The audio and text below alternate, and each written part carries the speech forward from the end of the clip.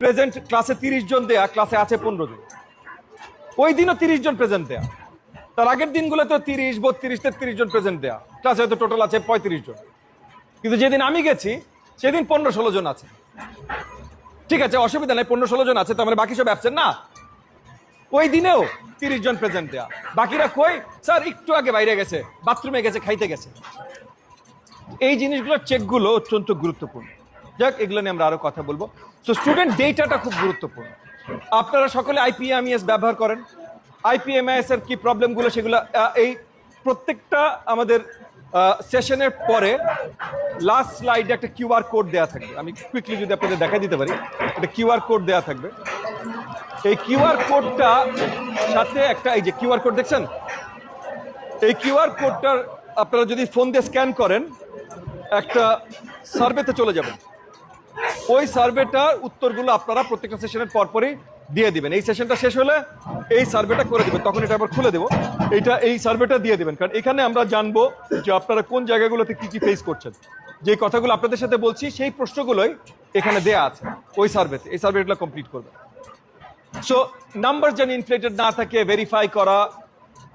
একটা অত্যন্ত গুরুত্বপূর্ণ জিনিস হলো ক্লাসরুমে গেলে, এবং এটা এগেন সবার জন্য গুরুত্বপূর্ণ, ক্লাসরুমে যখন যাবেন, ডিপিও যখন যাবেন, কে কয়বার যাবেন সেটার কিছু নীতিমালা আছে। সামনে আমরা নীতিমালায় কিছু চেঞ্জ করছি, আজকে সেগুলো বলে দিব কিভাবে আমরা চেঞ্জ করতে চাচ্ছি। কিন্তু স্পেসিফিক্যালি আমি এটিওদের জন্য বলছি। এখন এটিও কতজন আছেন এখানে? এটিও সবচেয়ে বেশি এটিও, রাইট? তাও সব এটিও আনতে পারি।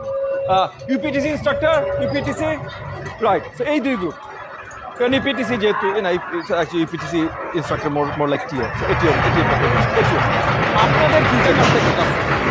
বাকি সবাই ক্লাসরুমে গেলে লার্নিং অ্যাসেসমেন্ট, যে ওই ক্লাসে শিক্ষার্থীদের যেটা জানার কথা সেটা জানে কিনা। এটিও যখন ক্লাসরুমে যাবে, এটিও দুইটা ডিফারেন্স।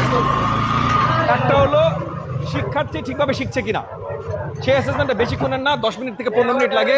এটা নিয়ে আমরা আজকে কথা বলবো। কিন্তু এটিওর দ্বিতীয় যে অ্যাসেসমেন্টটা, সেটা লম্বা অ্যাসেসমেন্ট। সেটা হলো এই শিক্ষক পড়াইতে পারে কিনা। এইটা লম্বা অ্যাসেসমেন্ট, এটা মিনিমাম আধা ঘন্টা আপনার ক্লাসে বসে এই শিক্ষকরা পর্যবেক্ষণ করতে হবে। এবং এটা প্রত্যেকটা এটিওর ক্লাস্টারে 20 থেকে 25টা স্কুল থাকে। জানি আমাদের অনেক জায়গায় এটিওর কমতি আছে, তো তার আসলে থাকার কথা 25টা স্কুল, তার আসে 150টা স্কুল। ঠিক আছে ভাই, 25টারই হিসাব করেন আপনি। কিন্তু ওই 25টা স্কুলের প্রত্যেকটা টিচারের হিসাব, স্যারকে একটা কফি দেন, এই যে স্যার, হ্যাঁ স্যারকে একটা কফি দেন, লাল শার্টের পাশে, হ্যাঁ ওই স্যারকে একটা কফি দেন। মানে এরপরে ঘুমাই গেলে আমি এবার জোর করে উঠাবো না, ওনার কফি দেন যেন ঘুমায় না যায়। কেউ একটা ব্যবস্থা করেন কফি। কইছিলাম শিক্ষক কি করছে, তার আসলে পড়ানোর এবিলিটি আছে কিনা, এটা নোটেড রিপোর্ট করতে হবে প্রত্যেকটা এটিওর। আপনার আন্ডারে যদি 25টা স্কুল থাকে, কয়টা টিচার আছে? 150, 200, 300-র উপরে তো নাই ভাই।